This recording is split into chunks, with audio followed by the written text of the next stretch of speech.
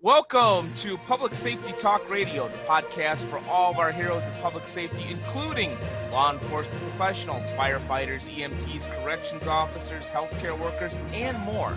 The show is produced by the POCUA and is founded upon its Soundness Initiative. This episode is sponsored by the Finest Service Organization, a provider of line of duty death loan protection through many of our POCUA institutions. I am Ken Bader, your host for Public Safety Talk Radio, and I have a great guest today. Hopefully she won't make me do any yoga moves because that ain't my thing. Although I'm sure by the end of this particular conversation, she will try or have convinced me to do yoga. But let me tell you a little bit about her. Her name is Wendy Hummel. She is an experienced wellness coordinator with a demonstrated history of working in the law enforcement industry. And that's because she is a retired police detective, so she knows what she's talking about. She is the wellness coordinator for Sedgwick County Sheriff's Office. She's also part of Pause First, and I do want to hear about that. But she's skilled in mindfulness, law enforcement, yoga, resiliency, and wellness. Wendy, welcome to the show. Hey, Ken. Thanks for having me. Oh, we've been trying to make this happen for a few months now. I'm glad that we were able to do it. Yeah, me too. So, well, first and foremost, let's talk about the fact that you're a retired police detective and you're passionate, obviously, about the whole mindfulness, yoga, and resiliency thing. Yeah, is for somebody who is naive to that personally, how do all three of them work to support each other? Well, that's a really good question, and that's why I asked it. That's why I do a show every once in a while. I come up with a good question. So thank you. Go ahead. Yeah, there's a lot of different ways to answer that, but I'll keep it a little bit brief to start out with. So yoga and mindfulness are tools for people who are looking to become or train their resilience. So, and resiliency, a lot of people know that word. They've heard it a lot, I think, especially in the past couple of years.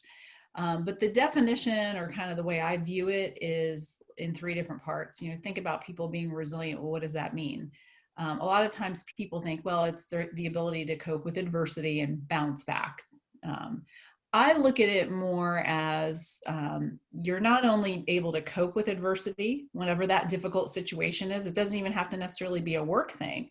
It could be, a lot of times with first responders, the adversity comes from home life, relationships, financial issues. So, everybody has their different things. And then not just coming back to what you were before you went through the adversity, but getting better from it, growing from it, which is called post-traumatic growth. So you've got the coping with and then being better than you were before, but you also have a piece of training your resilience or preparing to be resilient. And that comes from all the different things that I know you talk about on your podcast, things that fill your cup, so that you have reserves to be able to not only take care of yourself, but take care of others, because we do that so frequently. So, mindfulness and yoga are just two tools to do that. There's so many more. So resiliency kind of encompasses all of those things. But for me personally, yoga and mindfulness and meditation are things that really helped me once I discovered them. And once I did discover them, that's kind of when the light bulb went on, like, hey, if this is helping me, maybe this could also help my coworkers. And that's just kind of what started me down my path of really diving into all these different things and how they can particularly help the people that I work with. Because quite honestly, just like anybody else, I think, who starts to become interested in this, it came from a place of, I needed it. I had my own struggles and health problems, and then I started seeing the same thing in the people that I worked with. And so that's kind of what my turning point was. Yeah, interesting. And thank you for mentioning that we've covered resiliency on the show before. In fact, I've had that subject on a few of my different podcasts. Good friend and colleague of mine, Sean Douglas, is a resiliency trainer. He's retired Air Force. He was on an earlier episode. And he tries to teach me more about resiliency than, frankly, I'm willing to learn. In fact, we just had a conversation the other day about letting things go, like people that do stupid things in the Mhm. parking lot. And I says, no, I'm that guy that doesn't just say, or maybe he's having a bad day. I'm the guy that says, look at this jag-off. He took up 2 spaces. So yeah, so I haven't obviously come to that point to embrace it, although I understand it and I'm trying to. When did you kind of come to that realization that, hey, I need something, and then you tried this resiliency mindfulness yoga thing, not way I'm putting it, not a professional phrase, and you said, I got something here. Tell us a little bit more about that transition to this is helping me. Yeah, sure. So I've been in law enforcement since 1996. So I started out, I'm actually from the East Coast. So I started out as a federal agent with what was then called Immigration Naturalization Services, now DHS. That's how I met my husband. And so, long story short, I ended up ending up in Kansas, not ever expecting to stay here. And here I am, And 20 there plus you years are. later. Well, Yeah. it reminds me of my favorite holiday movie, Planes, Trains, and Automobiles. Well, welcome to Wichita. Yeah, that's very much the way it went, actually. So but no, my husband and I met, he neither one of us are from Wichita, Kansas, but we ended up here. And so after I met my husband, moved to Kansas to be with him, I left my federal job and joined the Wichita Police Department and ended up retiring here after 21 years as a detective. And so throughout my career, my goal was to always become a detective. That's all I ever wanted to do. This is going to date me a little, but I grew up watching Charlie's Angels, like the Hmm. Farrah Fawcett kind of Charlie's Angels. Now, And see, you and I are almost exactly the same age. I want to say we're maybe 12 months apart, maybe a little bit yeah, more. I remember watching Charlie's Angels when I was a kid, but I don't remember thinking I want to be a cop while I was watching it. I was watching it for other reasons. oh yeah, I bet. Oh my gosh. Well, so yeah, so that and just like Bionic Woman, Yeah, Linda I see. Carter. I was a big $6 billion man fan. I only live I think Yeah. 100 miles from Ojai, California now. But anyhow, we're getting way off the rails. I'll shut up, please. Go. I want to hear about your detective journey. Well, so what I'm getting at is that I knew I'm one of those people who I always knew when I was like I think I was 10 or 12 that I wanted to be a cop. And so what's awesome, excuse me, is that I realized my dream. I wanted to be a detective, got to do all the things I ever wanted to do. I mostly worked persons crimes. I worked homicide, gang, and sex crimes, got called out, my whole career. So, but I didn't realize, so nobody ever really tells you what to expect from that type of work and that kind of lifestyle because you're Yeah. living and dying by being called out and always going into work and the types of things that you see, and really not discussing how things impact you because that really wasn't something that we were taught to do, or it really honestly wasn't encouraged to do. Yeah. So, for me personally, I obviously, like most cops, I didn't sleep very well because even when I wasn't getting called out, you're always concerned or worried when is the phone going to ring and you don't want to miss a call and things like that. And then I just also started to notice like different health issues start to bubble up, especially when I hit, early 40s. And then I've had panic attacks. I thought I had a stroke one time because this is all stress related. And Yeah. so that's just me. And then I've had coworkers that have had some pretty major health issues. I've had coworkers with mental health issues. So I've seen the whole gamut. And so I just kind of all of a sudden just started practicing yoga. And really, for me, it was to lose weight after having kids because I had my kids older. And so, like, being kind of like that type A, always like to work out hard and sweat and push it. I started doing hot yoga because I wanted to lose my baby weight. But soon after going to yoga regularly, I noticed it was a lot more beneficial than just the physical part of it.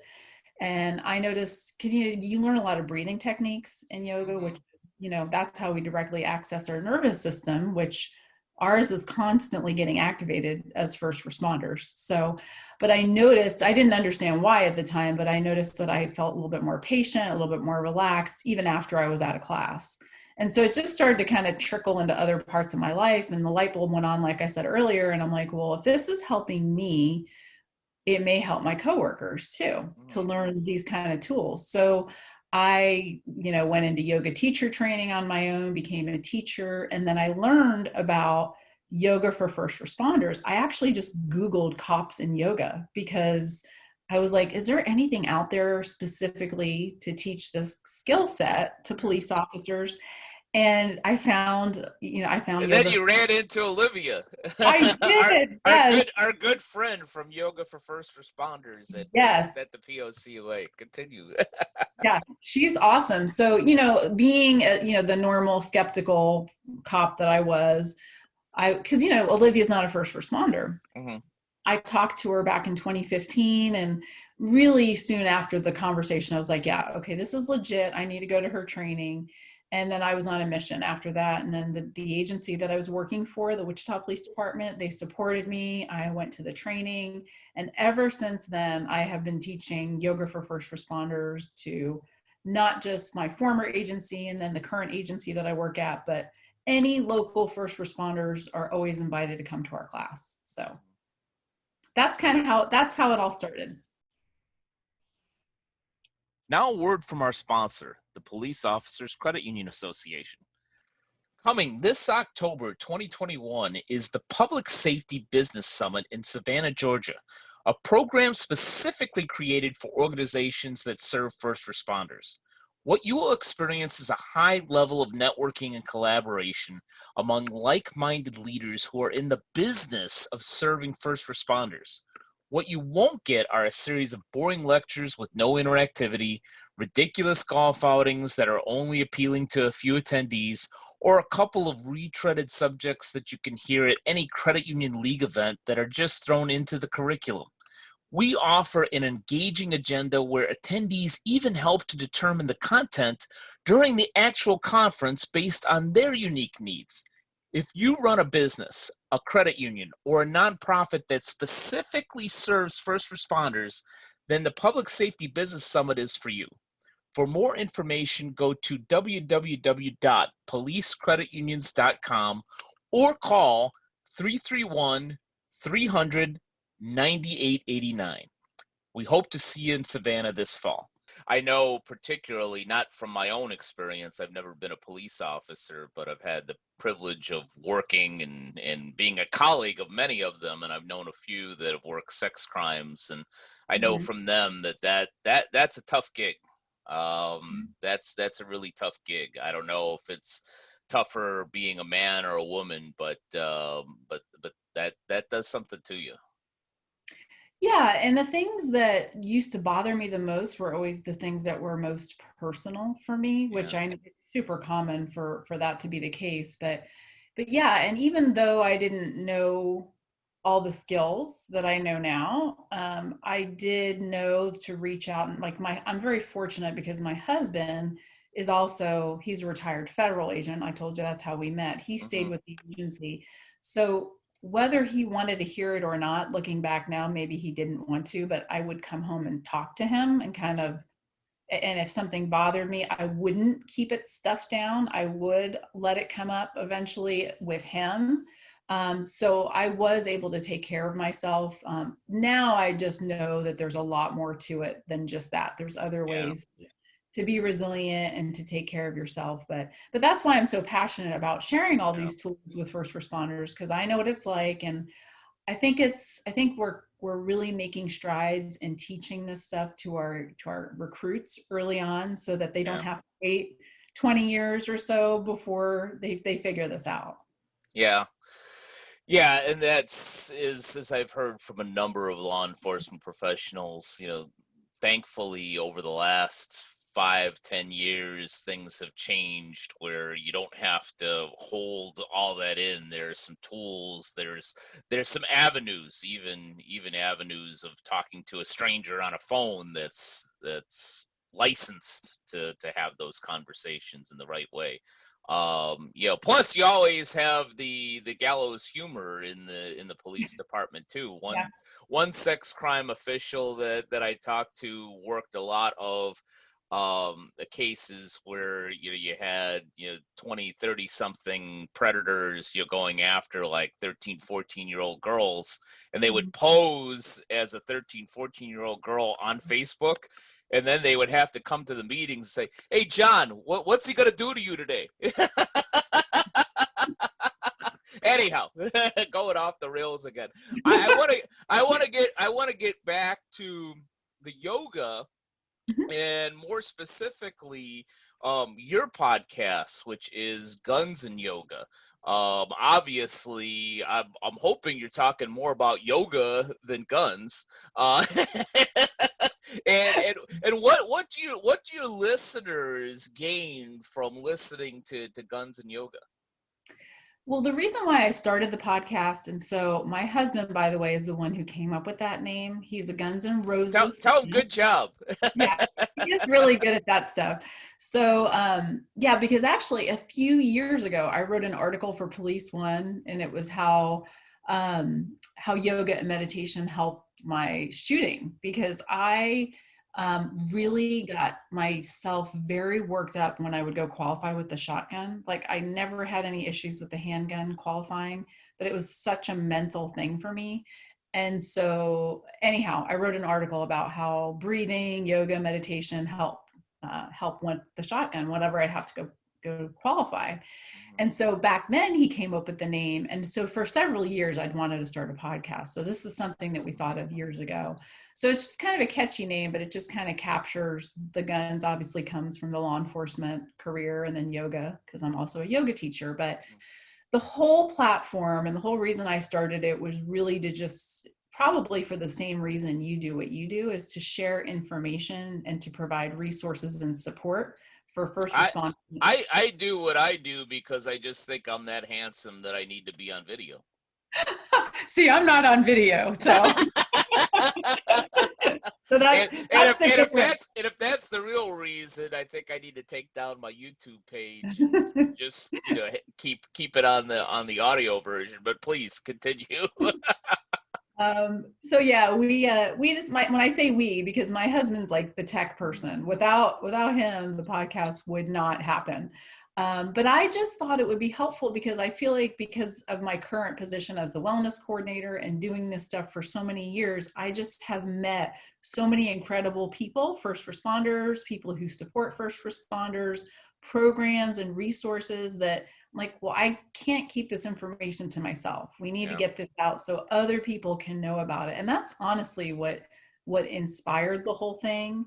And it's also kind of fun for me, because I get to talk to these people and ask them questions about all this really awesome stuff that they're doing. So, and I'm just a firm believer that, when people share their stories and they're vulnerable, you just don't know the ripple effect or the impact that that's going to have on even just one person that hears it. So that's where the podcast idea came from. And we are loving doing it. My husband's, like I said, if it weren't for him, it would not be happening. So it's a team effort.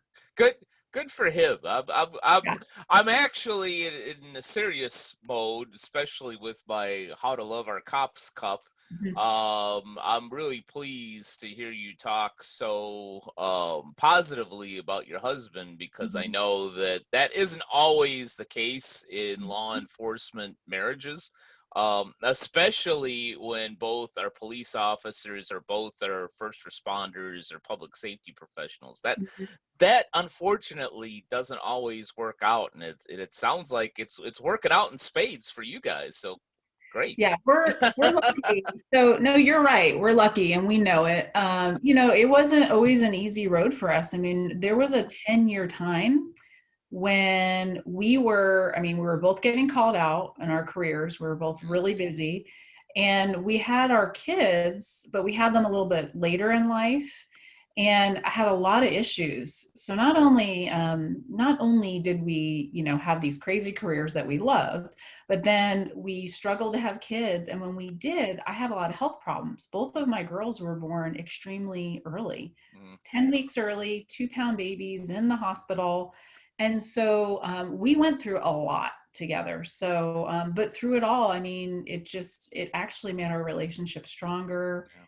He's my best friend, and trust me, I know that that's rare, and I appreciate it, and I appreciate him. But you're absolutely right, because one of the things that is probably, I would say, of the three top things that first responder families struggle with, one of them is definitely relationships and communication. And again, things weren't always like this with my husband and I. We've been able to grow together over the years and learn how to communicate, but you know, it's sometimes people need to be taught how to do that, I think. Yeah. Yeah, it's a tough one. I mean, even for us civilians, I didn't learn that in my first marriage. Fortunately, I'm getting it, hundredfold in my second marriage. She is my best friend. Um, but yeah, what comes to my mind is what a valuable resource you are, because I know from my own experience, especially police officers, first responders in general, but especially police officers, unless you're part of that circle, Mm-hmm. yeah, it's difficult for an officer to listen. Yeah. But you're not only an officer, you've lived this. You've gone through some tribulations, with your kids being born early. I'm sure you've had challenges in your marriage, and you're still together, and you're very strong, and you found something in yoga that helped you, so you could speak to that. So you're speaking from a place of experience in that, I've been through that. Mhm. Don't tell me I'm just talking about this vicariously or from a book. I lived that. So when I say this will help you or suggest you might want to think about this, it's coming from a place of true knowledge and experience. Yes, and I think back to what I know now. I mean, I sound like one of those old people that, We're both over 50. We're old, okay? yeah, yeah, we're there not you go. we're not dead, but we're old. Yeah, we have wisdom, Ken. We're wise. That's what it is. Yes. But but if you think about, like, especially first responders, but really anybody, like how many times a day your nervous system gets activated, your fight or flight response, and how detrimental that can be. And so just like, one small thing, and I know Olivia preaches this all the time with yoga for first responders, and this is really where I first started to understand this concept, is just by, focusing on your breath for a short amount of time, that can really help to decompress and slow everything down so that you bring yourself down, because we it's not healthy for us to constantly be in that state, because that's what leads to long-term health problems, inflammation, disease, and things like that. So just by practicing whatever self-regulation technique works for you, for me it's always been my breath. It really helps to kind of ward that off. I mean, there's a lot of other things that you probably need to think about too, but really, gosh, even just thinking about like getting an email that pisses you off, like Hmm. that activates your nervous system. It doesn't just have to be going out and taking a call of a shots fired and a robbery. I mean, it can be all different things, and our body doesn't know the difference between the email and the shots fired. It feels the same Yeah. biologically and physiologically. So That's a great point, and I just learned something because I recently started doing, in essence, 10 minutes of meditation in the mhm. morning, just to try and get myself right, because at least for me, with two businesses and four different podcasts, I've got, things going on in my head all the time. And yesterday, I didn't get just one, but three emails that pissed me off. And I was dumb enough to Oh, to work on those emails before I started my morning routine. So I did that, and then I'm like, all right, I need something, and I went into my 10-minute zone, and all I did was sit there and think about how incredibly pissed off I was and what I wanted to say to this person and what I wanted to say to that person. And, finally, I think after like 7 minutes, I'm like, screw this. That's all I'm doing is get more upset. Maybe if I had concentrated on my breathing, it would have actually helped me. Or better yet, maybe if I just didn't check my email before I did Yeah. this. Yes. Well, and that's why for me personally, like breathing is the best way to practice being mindful, because when you're focusing on your breath, you can't breathe the breath you had 5 minutes ago, and you can't breathe tomorrow's breath. So that's a really good way to stay present and mindful, is just focusing on your breath, because every inhale and exhale is happening right now. So when I have a hard time meditating, I always go back to my breath. But there's a lot of other things you can do as well. Interesting. Well, my next question may have already been answered. At least that's going to be my takeaway is the concentrating and regulating your breathing. That's something I need to start doing. But other than that, is there a number one tip for all of our public safety professional friends out there that you would give, whether it's has to do with yoga or has to do with the job or just wellness, taking care of yourself? Well, so that's a very hard question for me to pinpoint, but All right, here's well what then forget I asked it. Thank you for being on the show. We'll be back next week. Go ahead. So what I was going to say is that's why it's important to try what works for you. There's such a bandwidth of resources available and so many different things that you can do. I talk to people all the time about this stuff. A lot of guys that I know, they like to go out for a run. People have hobbies, spending time in nature, spending time with your family, a combination of all these different things, and figure out what works for you. Like you said, I'm like you, Ken. I have a morning routine, and if I don't meditate, and if I don't, there's a couple things that I do every morning, and if I don't do them, it's kind of like my day is not the same. There's a quote I like to say, it's like, win the morning, win the day. And if I miss my meditation, maybe 1 or 2 days in a row, like if I'm like on vacation or something has come up, but after that, it really just, it kind of jacks me up. Yeah. So find what works for you and experiment, because there's so many different things that you can do. Yeah. What jacks me up is 8 a.m. Pacific time calls. Hey. I know I'm giving you a hard time, but you know what? It's funny that you mentioned that, because here being on Pacific time, not only for my podcast but for my clients, most of my guests and my clients are not on the West Coast. For some reason, they have a tendency to be on Central Time or Eastern Time. So 8 a.m. Pacific time for me many times is a start time. And then by the time I get rolling and everything, I get my first cup of coffee at 7:30. Like I've got to get ready for my 8 o'clock so I can be prepared and be professional for my guest or client, and not just sit there and meditate for 10 minutes. And I think that's one of those things where in coaching myself, you need to be disciplined enough to say, well, then you need to get up a half an hour earlier so you could do your morning routine. Well, you just solved your own problem there. Yeah. And see, that's, if you take nothing else from Public Safety Talk Radio, all of my audience, solve your own damn problems. But one piece of advice, if you want to hear it, is Please. just start with like small incremental change. So if you want to get up 30 minutes early and you can't do it, just get up 5 and 10 minutes early first, and then slowly work your way to that 30 minutes. Yeah. And do make your own change, but make sure that you rely on the expertise and leverage the knowledge of people like a Wendy Hummel. Okay, you said it. Sure. So with that, I'm sure a lot of our audience could benefit from your wisdom through your podcast. So tell everybody how best they could find you and your podcast out there. Sure. So it's called Guns and Yoga, and it's on Podbean, but it's also available on Apple, Audible, Spotify, and I believe iTunes. So, but it's operated off of Podbean. So if you want to subscribe to it, that's where you would go. Perfect.